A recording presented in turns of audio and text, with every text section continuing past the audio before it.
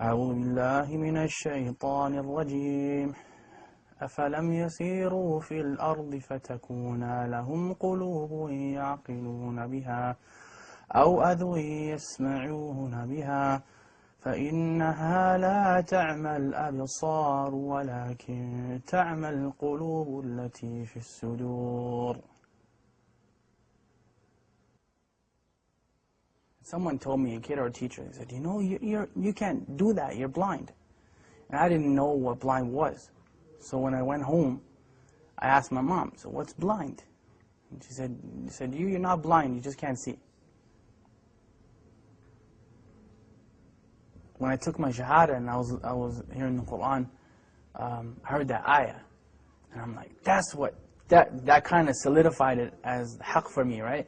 Because Allah said that literally. He said, you know, it's not your eyes that can't see, but it's the hearts that are what actually grow blind, right? So that's what I kind of meant when I said blind. To be blind is to be kind of disabled. And I didn't mean it from the eye sense, I meant it from the heart sense. Right? That's actually what the ayah means. It's like summun bukmun umyun fahum la yaqilun. Those people, they are deaf, dumb, and blind, and they don't have any intelligence, right? It doesn't mean that they can't hear and can't see literally, but their hearts are sealed. So they don't hear or see because of the seal that's on their hearts. Those are the people that fail to understand what Islam is. Some of them are Muslims claiming to be, and some of them are not. But because you can be, just because you say something doesn't necessarily mean you live up to it. You can be just as blind as anybody else. The king has a friend. This friend was blind, completely blind.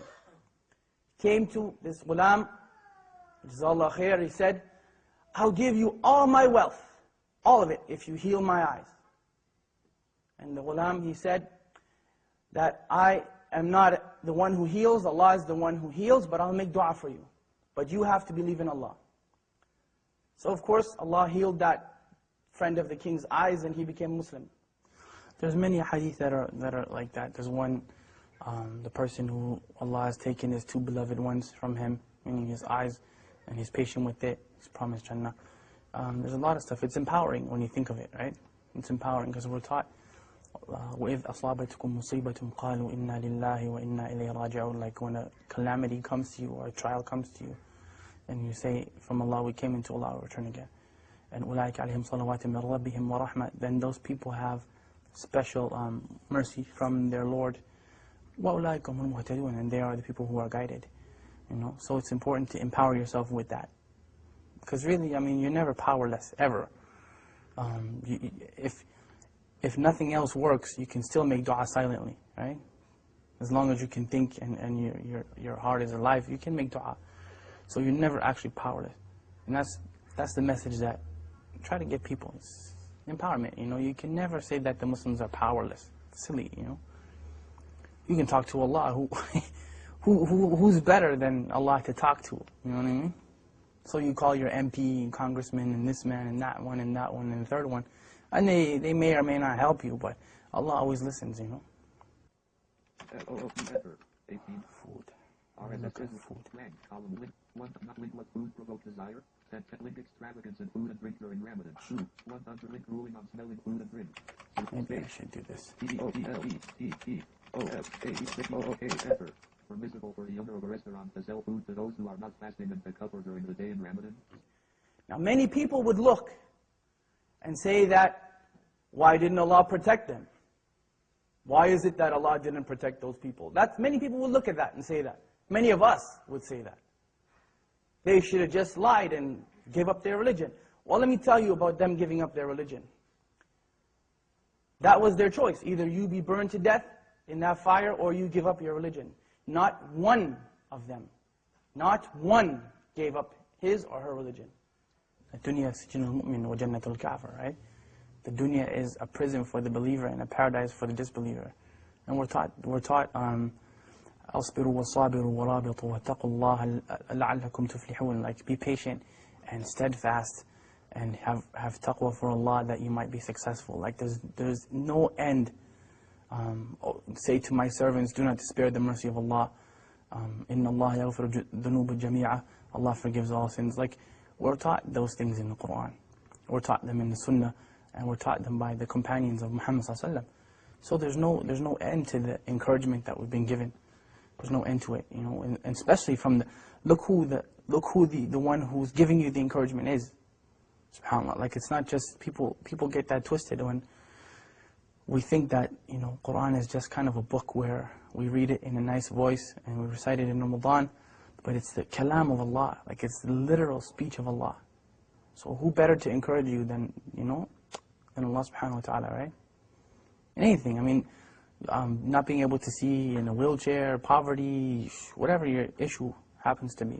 Who's better at encouragement than Allah? I mean, we can remind you, but the source is from Allah subhanahu wa ta'ala. Inna dhikra tanfa'al mu'minin. You know, remembrance, reminder benefits the believers.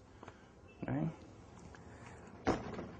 Oh! For two! You got it, bro! Yeah, you kidding, right? No, wallah, you did it. Alright. I get it. Oh! I'll switch. Bismillah. Buna, you got that one, right? I got it. That was a good one. That was the best. We can go home now and pack that one up. That was a good one. إِنَّ الَّذِينَ آمَنُوا وَعَمِلُوا الصَّالِحَاتِ. Those who believe and do righteousness. لَهُمْ جَنَّةٌ تَجْرِي مِنْ تَحْتِهَا الْأَنْهَارُ. And that's the proof that I'm using. Allah promised those people that. Paradise and gardens under which rivers flow. And this is the important part of the ayah when we say, ذَلِكَ الْفَوْزُ الْكَبِيرُ. That is the tremendous victory. There's no victory besides that victory. How it looks doesn't matter. Who cares that people may see them as being defeated? They weren't defeated.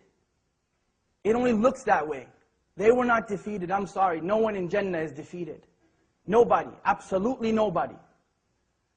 They made it into the paradise of Allah subhanahu wa ta'ala, and they had to go through fire to get there. And that is the second thing you want to take from them. They had to walk through fire. Their children had to go through fire. They had to go through it. Their wives and their husbands and mothers and fathers all had to go through it. You don't have to go through fire. You don't have to do that. What do you have to do? Two things. Two things. أطيعوا الله وأطيعوا الرسول. Obey Allah and obey His Messenger. أعوذ بالله من الشيطان الرجيم هو الله الذي لا إله إلا هو عالم الغيب والشهادة هو الرحمن الرحيم هو الله الذي لا إله إلا هو الملك القدوس السلام المؤمن المهيمن العزيز الجبار المتكبر سبحان الله عما يشركون هو الله الخالق البارئ المصور له الأسماء الحسنى يسبح له ما في السماوات والأرض وهو العزيز الحكيم